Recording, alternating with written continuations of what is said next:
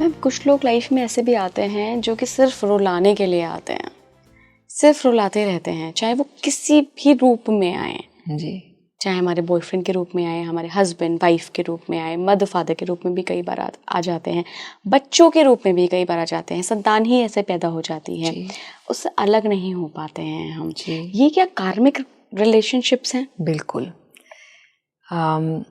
हमारी कोई भी life time as a victim शुरू नहीं होती।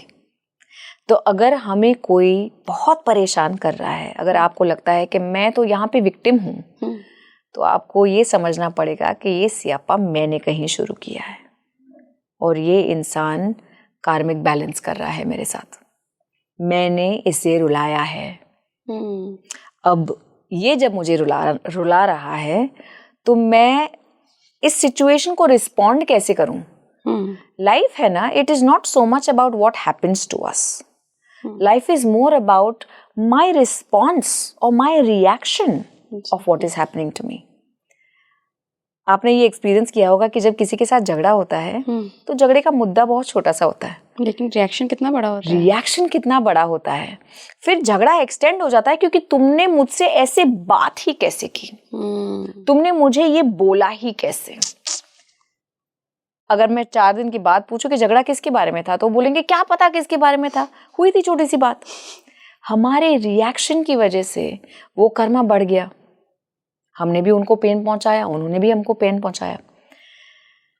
जब सामने वाला आपको आके रुलाता है, अगर आप ये जान लें हाँ ये कार्मिक बैलेंस है, ये कार्मिक बैलेंस है और मैं अब और केरोसिन नहीं डालूं इसमें, क्यों मुझे रुला रहे हो, समझ में नहीं आता तुमको, ऐसे कैसे कर सकते हो। When you can reduce your response to it, तो यही कर्मा फटाफट खत्म हो जाएगा। लेकिन अगर आपने भी उसमें मिर्ची मसाला डाला, उससे मुझे रुलाया मैं भी रुलाऊंगी, उससे मुझे परेशान किया मैं भी करूंगी, यही कर्मा 200 साल चलेगा। It's up to you. अच्छा, कुछ लोग ऐसे भी होते हैं मैम जिनको बार बार धोखा मिलता है, तो ये उनके कैरेक्टर में प्रॉब्लम है या कहीं पास से वो ऐसी सोल संस्कार को कैरी कर रहे हैं कि बहुत सारी डिफरेंट लाइफ्स में उन्होंने लोगों के साथ ऐसा किया है, तो अब वो कार्मिक डेट के रूप में चुका रहे हैं। कार्मिक डेट भी हो सकता है, लेकिन ये भी होता है कि कभी कभी जो सिचुएशंस बार बार रिपीट हो रहे हैं ना, वो हमको कुछ सिखाने के लिए रिपीट हो रहे हैं, लेकिन हम सीखते ही नहीं। अगर आपने कोई एग्जाम पास नहीं की तो आपको दूसरा पेपर, तीसरा पेपर देना ही पड़ेगा ना, हर साल उसको क्लियर करना पड़ेगा जब तक आप पूरी तरीके से क्लियर ना कर लो। लेकिन हम अगर हमारे ईगो में बैठते हैं कि नहीं मेरी तो कोई गलती है ही नहीं, गलती तो सामने वाले की है, मुझे तो कुछ सीखना है ही नहीं, मैं तो परफेक्ट इंसान हूँ, तो वही चीज़ दोहराती रहेगी आपके साथ। अगर आपको किसी ने बिट्रे किया है लेकिन आपने अपने आप को उस बिट्रेयल से हील नहीं किया, आपने बस ये मान लिया कि सामने वाले की गलती थी, तो अब बिट्रेयल के वाइब्रेशन में आप बैठे रहेंगे। अब इस बिट्रेयल के वाइब्रेशन में आपने इस इंसान को तो जाने दिया, लेकिन इसके बदले जो इना मीना डिका आएंगे सारे के सारे बिट्रेयल के वाइब्रेशन में बैठ जाएंगे, क्योंकि ये वाइब्रेशन आपकी लाइफ में इसलिए आया है क्योंकि आपका लेसन सीखना बाकी है। जब तक नहीं सीखोगे तब तक ये वाइब्रेशन आपका पीछा नहीं छोड़ेगा। बहुत आसान है ये कहना कि सामने वाले की गलती थी, ताली एक हाथ से नहीं बजती। ये भी पॉसिबल है कि सामने वाले की गलती 90% हो, 10% तो थी ना आपकी, 10%। उस 10% की रिस्पॉन्सिबिलिटी जब तक हमने नहीं ली, उस 10% को जब तक हमने चेंज नहीं किया, तब तक बिट्रियल की फ्रीक्वेंसी बनी रहेगी। हर एक इंसान आके आपको बिट्रे करेगा।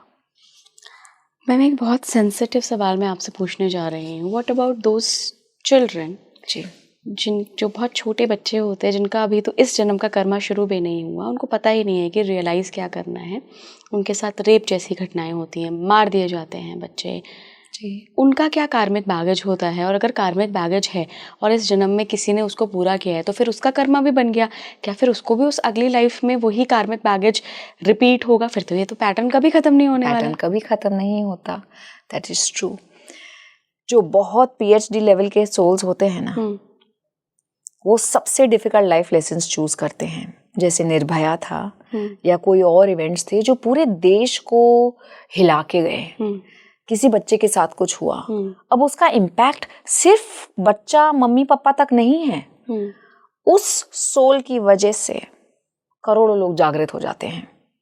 तो जो बहुत हाई लेवल के सोल्स होते हैं वो बोलते हैं मुझे पता है कि ये लाइफ लेसन में मुझे बहुत तकलीफ है, मेरे शरीर की बैंड बज जाएगी, मेरे फैमिली वालों की हालत खराब हो जाएगी, but I volunteer for this, क्योंकि जब मैं इस पेन से गुजरूंगी एक 3 साल के बच्चे के रूप में, तब पूरा देश हिल जाएगा, तब सबकी अवेयरनेस आ जाएगी, तब सब में सेंसिटिविटी आ जाएगी।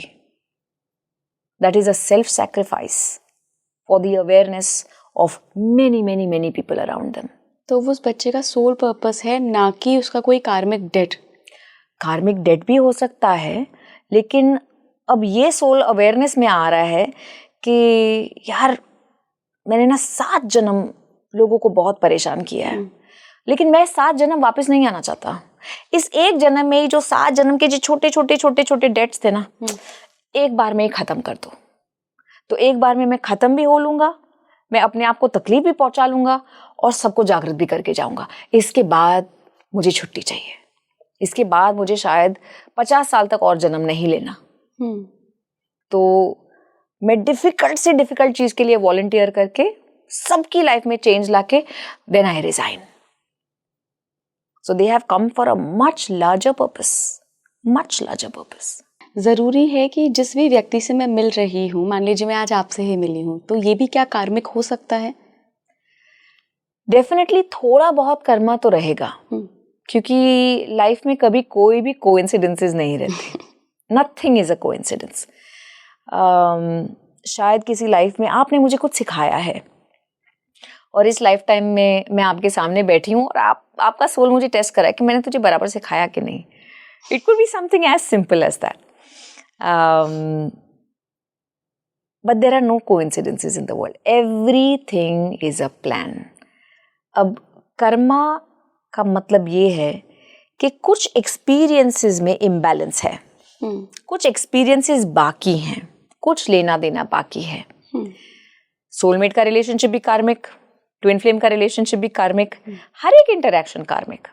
अब इस इंटरैक्शन में मैं आपको सिर्फ अपने बॉडी लैंग्वेज द्वारा भी अनकंफर्टेबल कर सकती हूँ, या सिर्फ आपके तरफ देख के भी आपको कंफर्टेबल महसूस करा सकती हूँ।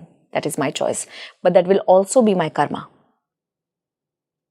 एवरीथिंग इज अ कार्मिक रिलेशनशिप। आपके घर में जो एक पेट आता है ना, वो भी एक कार्मिक रिलेशनशिप बांधता है आपके साथ। कि हमारे शास्त्रों में लिखा है कि जब आपको कैंसर हो या ऐसी कोई बीमारी हो जिसका कोई इलाज ना हो, तो आप अपने घर में एक काला कुत्ता लेके आए। कुछ सालों में आप देखेंगे कि आपका कैंसर उस कुत्ते ने ले लिया और आप बच गए। दैट वाज, ये हमारे शास्त्र में लिखा हुआ है। जब कीमोथेरेपी, रेडिएशन नहीं था, तब ये बहुत पुराना जुगाड़ था। ये उस एनिमल का भी एक कार्मिक कॉन्ट्रैक्ट है हमारे साथ, क्योंकि एनिमल रेल्म में जो हैं सोल्स, उन्होंने ये डिसाइड किया है कि पहले हम ह्यूमन रेल्म के सोल्स को सर्व करेंगे, उनकी सेवा करेंगे। जब हमारी सेवा यहाँ खत्म हो जाएगी तो हम ह्यूमन रेल्म में आएंगे। तो वो 15 साल 14 साल की लाइफ लिख के आते हैं कि हम आपके इमोशनल सपोर्ट एनिमल्स बन के आएंगे, या जो भी आपकी तकलीफें हैं वो हम उठाएंगे और आपको इन तकलीफों से मुक्त करेंगे।